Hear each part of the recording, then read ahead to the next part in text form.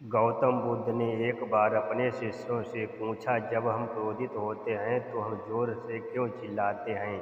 या जब हमारा किसी से झगड़ा होता है तो हम स्वचालित रूप से अपनी आवाज़ ऊंची क्यों कर लेते हैं?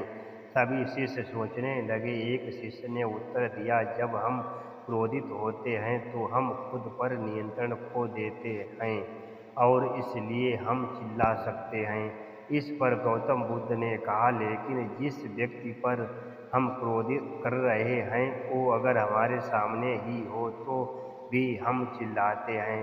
हालांकि नम्र और धीमी आवाज़ में बोलना संभव है, लेकिन गुस्से में हम ऊंची आवाज़ में बोलते हैं। सभी शिष्यों ने इस पर विचार किया और अपने अपने तरीके से उत्तर देने का प्रयास किया, लेकिन बुद्ध किसी भी उत्तर से संतुष्ट नहीं हुए। अंततः बुद्ध ने स्वयं उत्तर दिया। उन्होंने कहा, जब दो लोग एक दूसरे से नाराज होते हैं तो उनके दिमागों के बीच एक दूरी बन जाती है और वे इस दूरी को पाटने के लिए ऊंची आवाज़ में बात करते हैं।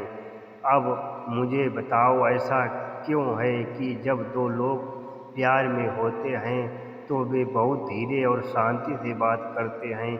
ऐसा सवाल पूछने के बाद उन्होंने खुद ही जवाब देते हुए कहा, क्यों उनके दिमाग करीब आ जाते हैं, दोनों दिमागों के बीच दूरियां कम हो जाती हैं और जैसे जैसे दोनों दिलों में प्यार बढ़ता है उनके बीच संवाद इतना आसान हो जाता है कि उन्हें बोलने की बिल्कुल भी ज़रूरत नहीं पड़ती।